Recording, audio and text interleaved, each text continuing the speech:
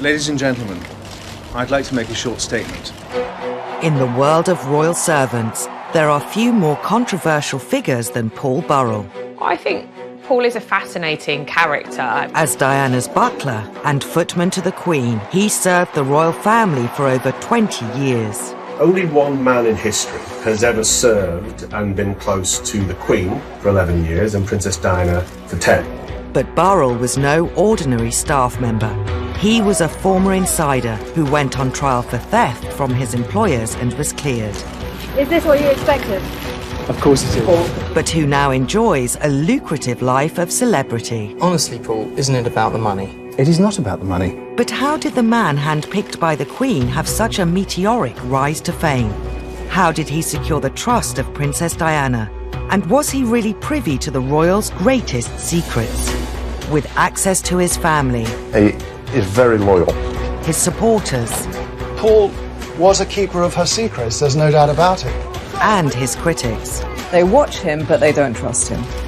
We tell the extraordinary story of Paul Burrell, from servant to celebrity.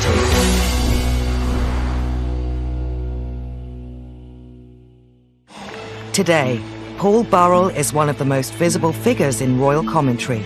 His 10 years as butler to Princess Diana still generate endless fascination and secure numerous TV bookings, including popular daytime TV shows. Joining me now is Princess Diana's former butler, Paul Burrell, of course, one of the people who knew her best of all. Morning, Paul. Can you believe it's been that long, Janet? I can't believe it's that long. I think in Britain, we love a character. He's incredibly colourful, he's very emotive, and of course he offers insight that a lot of people can't necessarily give. Having served as butler to Princess Diana, Paul became a household name, with the public eager to hear every detail of his life as a royal servant. Princess Diana made Paul Burrell famous, but Paul Burrell kept himself in the public eye for many decades and years thereafter.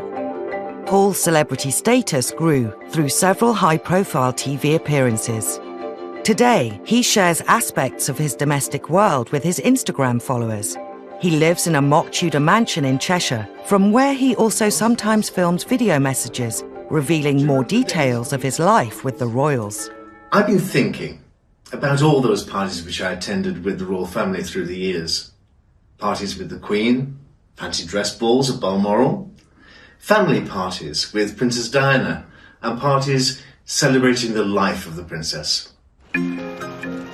But his 21st century life is in stark contrast to his upbringing, in the Derbyshire mining town of Grasmore, where he grew up with two younger brothers. The younger of them, Graham, has agreed to share details of their childhood. Well, we were three boys in a terraced house, 2 up, 2 down. Dad worked 7 days a week, 12 hours a day. Mum was always there. We shared a bedroom together. We had bath time together on a Sunday night in Tim Bath. The young Paul found a form of escape from his surroundings in the glamorous world of Hollywood. I remember as a child, there were always a poster up on wall from his film magazine. He'd have a picture of Bette Davis or a picture of Elizabeth Taylor pinned to his bedroom wall as we were children. There was something about Paul that was always being led to a different life. Aged 12, Paul Burrell came face to face with a world entirely unlike his own on a family trip to London. We always went to Palace, and we always went to see Busby's. And on this particular time, we were all loading railings, 3 little boys from Derbyshire. And Paul said to Mum and Dad, "One day I'm going to work there." Dad ruffled his hair and said, "Yeah, of course you are, son." After leaving school at 16, Paul studied for a diploma at Catering College. Upon graduating, he worked briefly in hotels on the south coast until a previous application to the royal household yielded a job offer. In 1976, at just 18, Paul Burrell began work as 14th footman to the Queen.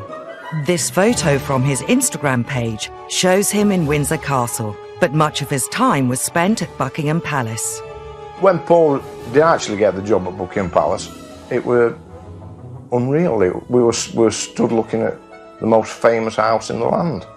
It gave us a doorway into a world that was so far from where we lived. It were a world of fantasy. It was like living a fairy tale in many ways for him. I think he had to pinch himself from time to time. We used to drive down, go into Buckingham Palace, sit in his bedroom window looking down the Mall, and that was so exciting. Within 16 months of starting at the palace, he was promoted to personal footman to the Queen. And she'd apparently said, "Who is that young man?" And she'd been told, and she said, "Well, he seems to be very good at what he does. Let's try him out." And I think she was looking for a new footman. So, I mean, she doesn't have very many, and she doesn't have very many men in that close area. But, you know, Paul Burrell, in a very short time, became one of the key male servants in the Queen's life. Once promoted, the Queen tested Paul Burrell with a job very close to her heart. Burrell was thrown in at the deep end. The first thing she said to him was, "Oh, do you like dogs?" And he said, "I love dogs, Your Majesty." "Well, let's see if they like you." But Paul was quite practical. At breakfast that morning, he'd wrapped up a couple of sausages on the breakfast table and wrapped them up in a napkin and tucked them away in his pocket because he thought they might come in useful if he had to sort of placate the corgis. His secret weapon came in very handy because he managed to sort of rush off after the dogs behind some trees and sort of dish out their treats to them. And after that, of course, they wouldn't leave him alone. It wasn't until I actually stood in Royal Enclosure at Royal Ascot and seen the carriage drive swoop into Royal Enclosure and saw Paul sat on back of carriage directly behind Queen that it hit me like a ton of bricks that my brother was so close to Her Majesty. As her personal footman and chief corgi walker, Paul Burrell was one of the Queen's top servants. The images he posts online illustrate the pride he took in his job. But like all staff members, Paul would have been made very aware of his standing. Di Davis, who served the royals from 1994 to 98 as head of Scotland Yard Royalty Protection Force, remembers well the boundary between the royals and their staff. I think Her Majesty, she has seen so many servants, police officers, private secretaries come and go. All of us who work with and for the royal family have to remember our place. We're there to support them. We're not there to be their best friends. Whilst Paul may have been kept busy with his duties for the Queen, he still found time to help out the newest addition to the royal family. In 1981, Diana Spencer was living at Buckingham Palace in the months leading up to her wedding to Prince Charles. This other member of staff called Mark Simpson had got close to the princess and he was taking her Big Macs, and so he pulled Paul Burrell in to be part of this mission.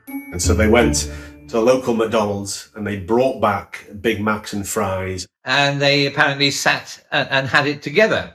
And that's Diana. I think she could mix with everybody. But whilst Paul was becoming popular upstairs, it would be downstairs that romance blossomed.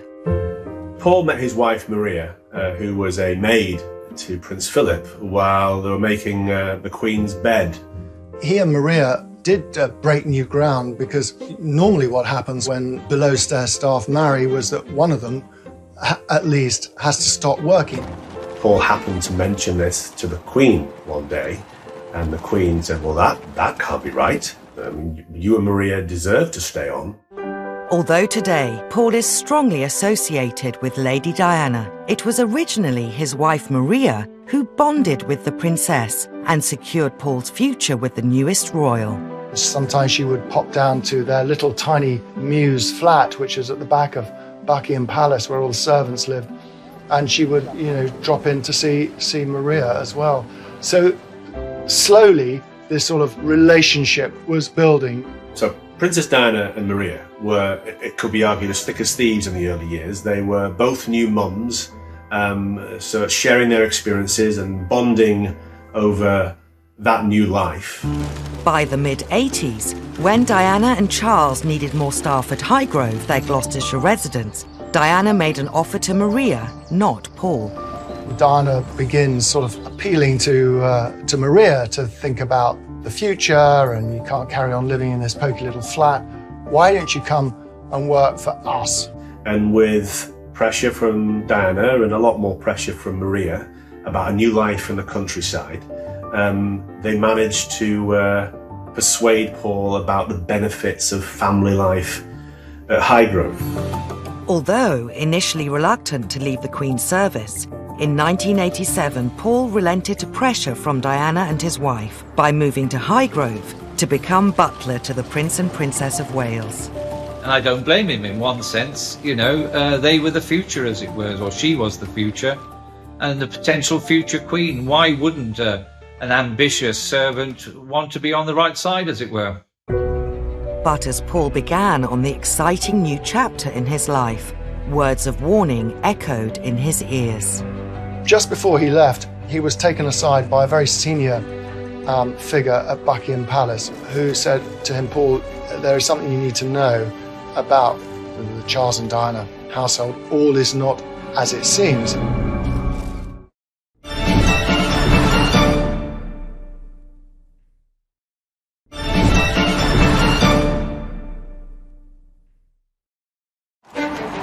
In 1987, Paul Burrell found himself working for possibly the most high-profile royal couple in living memory, the Prince and Princess of Wales. Based at Highgrove, he was a highly valued butler, but relations between Charles and Diana were strained. All the staff in the royal household knew that Prince Charles was carrying on a years-long affair with Camilla Parker Bowles. Princess Diana is first absolutely suffering and devastated, and then very slowly begins to try to find love and friendship in other places. With a growing divide between Charles and Diana, the princess drew on close friends for comfort. The photos Paul shares on social media from this time reflect the increasingly personal relationship he was developing with her. Many times when we visited, there'd be a knock at the door. You'd open the door and Princess would be stood there. I watched the friendship grow. She was calm around Paul. They were good together. Paul knew what she wanted before she wanted it. Paul soon found himself in a more trusted relationship with his employer than he had ever had working for the Queen at Buckingham Palace. She didn't have a husband who could talk to her. So she would talk to Paul. When she started to call him her emotional washing machine, she would dump all her innermost thoughts and emotions on him. They would spin it around together on a fast cycle, and she would always walk away feeling lighter and cleaner. Before long, Diana was asking Paul to enable her own extramarital relationships, in particular with former Army Captain James Hewitt, who had been Diana's horse riding instructor. There was one time when Diana asked him to go and pick up James Hewitt, to take him to Highgrove even, which is quite astonishing. So Burrell put him in the back of a car underneath a blanket. And, I mean, whether it really worked, it's highly unlikely because there are police all over the estate at Highgrove. The marriage problems of Charles and Diana soon became public when the Prime Minister made an unprecedented announcement. It is announced from Buckingham Palace that, with regret, the Prince and Princess of Wales have decided to separate. As Diana and Charles discussed separation practicalities, the princess made an astonishing demand. Charles said, well, you know, whatever you want, just take it and go. And she said, well, what I want is, I want Paul. From 1992, Paul Burrell became butler solely to Diana, based out of Kensington Palace.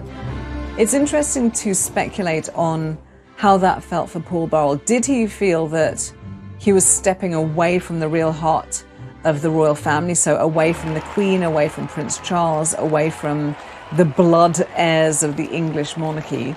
Or did he feel the opposite, that actually Princess Diana was clearly the superstar, obviously far and away much more charismatic and interesting than any of the other royals? Diana ran her household much more informally than any other royal. The normal hierarchy of servants was ignored, and whoever was closest to Diana personally would rise to the top. She was falling out with people, staff were coming and going. The only sort of constant in it all, at least to me on the outside looking in, seemed to be Paul Burrell. Before long, Both Diana's private secretary and her other butler, Harold Brown, left her service. Candid photos from Paul's Instagram feed reveal how Diana even started to become a feature of Paul's social life. In 1994, she attended his wife Maria's 40th fancy dress birthday party. But as their lives became ever more entwined, Diana started to rely on Paul more and more. She started leaving notes about her life, her thoughts, asking him for advice on all manner of things. Paul has given the public glimpses of these notes through social media. He was definitely now being pulled into things that a butler wouldn't ordinarily see unless invited. In recent years, Paul has been publicly questioned over whether the relationship with Diana was more like that between friends than employer and employee. The thing was, of course, she shouldn't have let me come that close. Because there's a line, and I knew where the line was. That's what I'm interested in. Yes. Do you know where the line is? Because I think that exactly your terminology. It's interesting that you know the line. Did he allow himself to cross that boundary? Yes, I suspect he probably did. I understand that if he had turned down the sort of extracurricular stuff that he was now doing for her, well, where would that leave him? He worked in Kensington Palace. He saw the revolving door of staff being turfed out who sort of fell out of favour. She needed someone else by her side. She needed someone to look after her and to give her attention, and she approached the world through her feelings. So if she didn't feel loved or cared for in the moment, she would possibly feel very, very insecure and sad. But I just have a little sense that what bonded them was Diana's need to be loved and Paul's need to be loved. In 1996, the Prince and Princess of Wales divorced, meaning Diana was officially no longer a member of the royal family. With Diana now free to use her international profile however she chose, Paul Burrell's role once again stepped up to a new level. On now iconic tours to Angola and Bosnia in aid of landmine charities, Paul travelled with her in a role that transcended his title of butler. He was wearing many hats. He was PR, he was chauffeur, he was private secretary, he was butler, he was everything rolled into one, which I think speaks to how much she relied on him and how much she trusted him. I remember that tour to Angola in particular. You know, we were all there for the famous shot of the princess walking through the minefield, and there's Burrell in a Ralph Lauren shirt, same as the princess, and you're thinking, this guy now really is very important in her life. 1997 was not only the peak of Diana's public profile, it was also the pinnacle of Burrell's career as a servant. The press described him as the most important person in her life. Gushing newspaper profiles, I should know, I wrote some of them, about who was this remarkable man. You know, boyfriends may come and go, but one man's constant step forward, Paul Burrell, and I think he rather enjoyed it. Paul soon became known as Diana's rock. I mean, a lot of people have said to me, well, he wasn't the only person she referred to as her rock. There are a number of other people. Well, that may be the case. But what I can say is that it didn't come from Burrell. I didn't hear it first from Burrell. It probably came from Diana. Paul has subsequently claimed in TV appearances he was not only her rock, but also Diana's best friend. I was her best friend. I was a great advisor on what to wear and when to wear it. I did great flower arrangements. I think the friendship were greater than they thought at the time, if that makes sense. I think it were great when you look back at it, when you're actually travelling through it. I don't think he was her best friend. I think that's a misunderstanding. I think that's something that he subsequently came to in the years after her death. But Paul was a keeper of her secrets, there's no doubt about it. He may have been the keeper of her secrets, but since her death, he has revealed them too. One of the most sensational was a letter she wrote just 10 months before the tragic accident that took her life. In 2003, Paul revealed the existence of a letter that Diana had written a couple of months after her divorce from Charles, saying that she thought Charles wanted to kill her. This letter was given to Paul, he says, as insurance, and it was in Diana's hand. But Diana was paranoid about these things. I mean, Burrell, I think, did his best to reassure her. The fact that she confided in him about it, I wasn't entirely surprised. I mean, she told me some of this stuff too. She got Burrell to pull up all the carpets on one occasion and even lift floorboards to see if they could find bugs, but they never found anything at all, of course. Only months after Diana wrote this letter to Paul on August 31st, 1997, he received news that brought his life as a royal servant to an unexpected and gruesome end. I was actually with Paul at Kensington Palace. We was woke in the early hours of the morning with police knocking at the door. I remember seeing policemen in Paul's hallway. Paul on telephone. Comes off telephone, said that Princess had been injured. They were like a rabbit in headlights.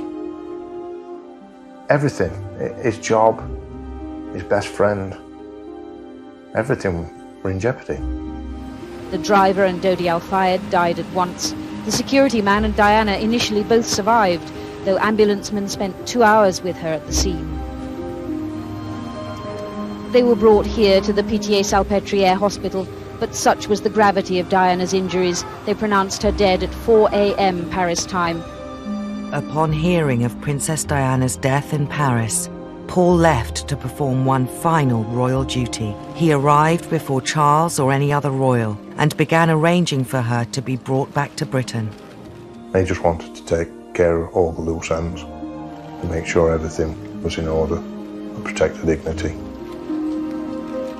After her televised funeral in Westminster Abbey, Paul was one of only 2 non-family members invited to Diana's private burial at the family estate, Althorpe. But perhaps the greatest honour for Paul in the months after Diana's death was his involvement in her memorial fund. He would explain in TV interviews how this was a way of protecting her memory. For me, it's a way of carrying forward what I began 10 years ago, looking after the princess in a private way. I can now look after the princess in a public way. While being employed by the Memorial Fund to arrange charitable work, Paul Burrell appeared at events as Diana's representative. The press got more interested in Paul after Princess's death because he was more out there, more visible. They were intrigued. And instead of standing there with a tray serving champagne, someone is standing in front of you with a tray serving you champagne. By the middle of 1998, Paul Burrell had carved out a place for himself in public life as the spokesperson for Princess Diana's work and ideals. But with his public profile rising, what was more important to Princess Diana's former butler?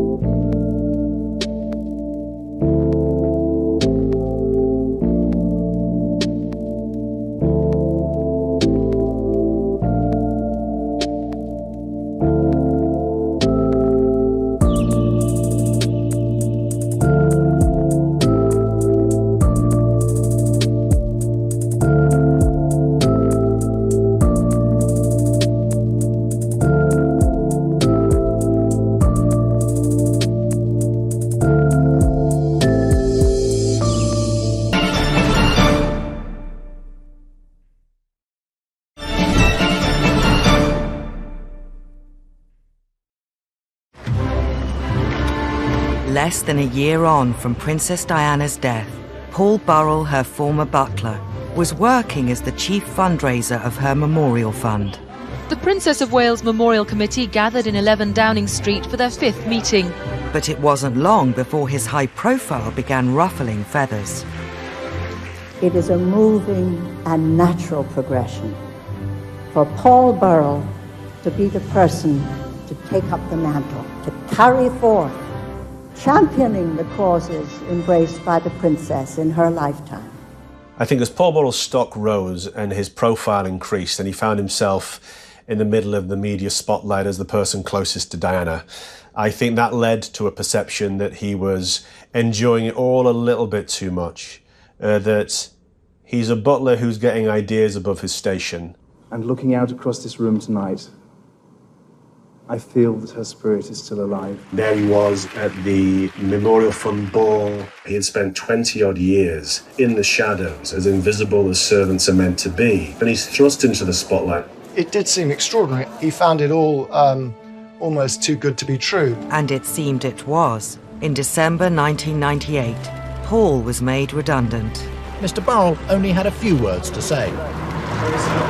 Paul claimed Diana's sister, Lady Sarah McCorkadale, broke the news to him in a London wine bar.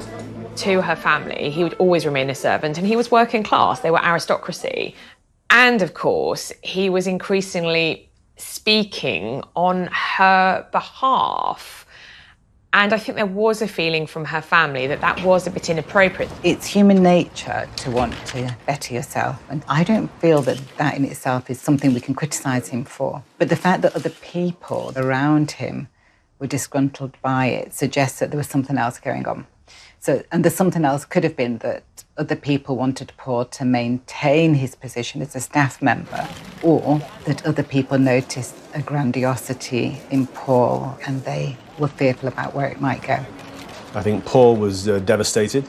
He thought he had done good work for the charities in Princess Diana's name. His departure from the fund once again made Paul front-page news. Paul Burrell, who joined the Prince and Princess of Wales' staff in 1988, drove off to spend Christmas with his family in Cheshire. Paul returned to Cheshire to begin a new life away from the spotlight. I think he felt he owed it to Maria and his sons to turn his back on his celebrity times. Maria wanted some stability. She wanted to be near her family. He did actually try and start a new kind of a life. I think it is too simplistic to say that Paul loved the celebrity. I think he genuinely believed that he was Princess Diana's standard carrier. He was her knight in shining armour, that it was his role to protect her, promote her, because she wasn't here anymore to do so. And so him kind of disappearing into obscurity, I don't think would ever have suited him. The Burrells' peaceful suburban life didn't last long. In January 2001, there was a dawn raid on their home by the Metropolitan Police. When the Serious Crime Squad searched Mr. Burrell's home in Farndon, Cheshire, they took away a number of items. Police found hundreds of items that once belonged to the princess. Reports of designer bags, personal letters, and more than 2,000 photos and negatives. The police were just amazed how much property he had. Some intimate letters from Diana to William, her old school reports. And I think, not unnaturally for the police, they felt, well, why would a butler have this? It was a huge story, but for Paul Burrell, his entire life was turned upside down, and the police built a case which was based on a set of assumptions. The set of assumptions were, broadly, that Burrell had hidden this stuff away, stolen it, in those weeks and months after Diana's death. As the executors of Diana's estate, the Spencer family made the final decision to pursue the prosecution. Paul was charged with 3 counts of theft relating to over 300 items. Once it was clear that the Spencers wanted the trial to go ahead come what may, I think Prince Charles's household had to be seen to be working in tandem with the executors and therefore lent their support to the trial. Almost 2 years after the Burrells' house was raided, the trial began at the Old Bailey. Today, he's here at the Old Bailey, charged with stealing from her estate. Paul's defence claimed he was keeping Diana's belongings for safekeeping, an explanation the prosecution disputed. I mean, it was going to be the trial of the decade, and here was a member of Princess Diana's innermost circle charged with stealing her effects. I talked to him many times. He was suicidal at times. He was in a very dangerous place. His view was that when the boys were older, they would want to have this stuff, and they would be grateful to him that he had preserved it. Now, this was a slightly naive view, but it was a view. It was horrendous. It was like a free-for-all. We all went down as a family, show support. And listening to how the court case was being presented. And during that time, he lost all the skin off his hands and off his feet. And that was down to worry. 2 weeks into the trial, and there was a shocking development. Just before Paul was due to take the stand, the Queen made an unprecedented intervention. She claimed to recall a conversation with Paul, during which he had told her he was taking some of Diana's belongings for safekeeping. I knew the princess, and I knew that she was in the habit of giving many of her things away, and no one benefited more than that than Paul Burrell. The case collapsed. He's happy and relieved to have been acquitted on all charges after the terrible ordeal of the last 21 months. I think, at the end of the day, Paul Burrell would have liked his right to reply in court to balance out the accusations and the reputation damage that had taken place over the previous 2 weeks. But ultimately, the Queen stepped in. There was a celebratory lunch with his legal team in Covent Garden, pasta and champagne, to prepare for the journey home to Cheshire. Congratulations. How's it feel? Congratulations. How do you feel? Very happy, thank you. Where's the taxi? After the trial, Paul Burrell once again returned to his home in Cheshire. But this time, it seemed he wasn't ready to settle for a quiet life. Wait and see what people offer me and go forward in a positive way. Notoriety isn't a bad thing in tabloid Britain. These are things that the public really likes. So he was canny enough to know that he may get a few juicy offers, which he did. The Daily Mirror's boasting that it will shed light on the trial with Paul Burrell's exclusive account of the last 22 months. He sold his story to the Mirror, and again, no doubt, thought, well, I've been put through the mill on this issue. What benefits can I bring to my family, to my future career? The establishment have tried to destroy me. What can I do to enhance my situation? Paul's next move saw him thrust into the spotlight once more. He wrote a book, A Royal Duty, claiming to set the story straight.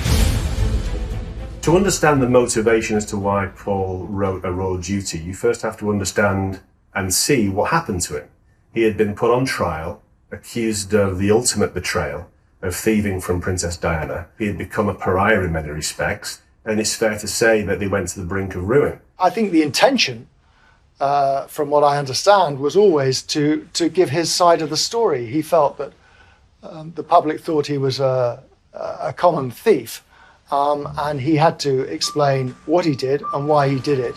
In the weeks leading up to the book's publication, it was serialised in the Daily Mirror. Piers Morgan, the editor at the time. He'll never betray Diana, he'll never betray the Queen, he's made it very clear. The week before the book was due to be published, there was an unprecedented statement from Princes William and Harry. William tonight finally decided enough was enough. Their press secretary read it out. We cannot believe that Paul, who was entrusted with so much, could abuse his position in such a cold and overt betrayal. It is not only deeply painful for the two of us, but also for everyone else affected. And it would mortify our mother if she were alive today. And if we might say so, we feel we are more able to speak for our mother than Paul. We ask Paul, please, to bring these revelations to an end. William and Harry speaking out about the book, added fuel to the fire and generated more interest, because of course people then thought, gosh, what's in it? What's so bad that William and Harry are so upset? Paul responded with his own statement. I am saddened at the statement issued on behalf of Prince William and Prince Harry. Saddened because I know that this book is nothing more than a tribute to their mother. I remember drafting a statement. I remember calling all the producers and news crews to get the 10 o'clock news slot, because we weren't going to allow Buckingham Palace to try and control the narrative that evening by calling the book a cold and overt betrayal. I am convinced that when the princes and everyone else reads this book in its entirety, they will think differently. So we took charge and Paul delivered a statement. I would also like to point out that following the collapse of my trial at the Old Bailey last year, no one from the royal family contacted me or said sorry for the unnecessary ordeal myself, my wife, and my sons were put through. Embarking on a world tour to promote the book, Paul was soon confronted with accusations of cashing in. I have to stand up for myself and what I think is true, and I've done that, and that's why I've written the book. Honestly, Paul, isn't it about the money? It is not about the money. Absolutely not. I think that's a little disingenuous when he says it's not about the money. But then, of course, publicly, he can never admit that it's about the money, can he? I mean, how can anyone ever admit that it's about the money? I'll just say this, that in the years after Diana died, he was offered many different times the chance to write his book. One offer, which I saw, was for $4 million. He refused it flat and didn't entertain any discussions. And News International offered him a package totaling £2 million. He refused that deal. He chose the lesser deal on the table, which was £350,000 from the Daily Mirror. It was about, for Paul, the truth. How could his story be presented as he wanted it to be presented? You know, there's that such inherent hypocrisy in all of us. We love to say, oh, goodness, you know, roll our eyes at someone who we say is cashing in on, you know, having worked for the royals. But equally, we can't get enough of it. We want to lap up everything that they have to say. With the spotlight firmly on the former butler, in 2004, Paul appeared on ITV's popular reality show, I'm a Celebrity, Get Me Out of Here. Taking part in a number of challenges, much to the amusement of presenters Ant and Dec. I can't feel anything at the minute. I'll put my...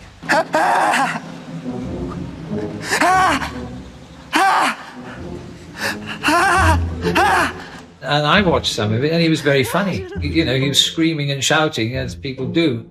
Paul finished the show in second place. And I think he was surprised at how well he did. It was a real kind of role reversal. He'd been kind of public enemy number one, and now suddenly he was the nation's sweetheart. With his popularity on the rise, Paul decided to move his family to America, where he accepted offers to endorse a range of products, from teacups to linen. I do understand why, if you've been in a trial in England and it was very exposing, you get to America where people are going to treat you much better and they're going to treat you like you're famous, without any baggage at all, with a nice little paycheck ticking over. It's seductive. The Americans love British royalty, and they love the kind of Downton Abbey, upstairs, downstairs kind of story. So here was a bona fide servant to the British royal family, best mate of Diana's, and was prepared to talk about it. So the Americans lapped him up. Paul's popularity wasn't to last. After the inquest into Diana's death, he was secretly filmed, admitting he didn't tell the whole truth in court. Paul's world once again came crashing down.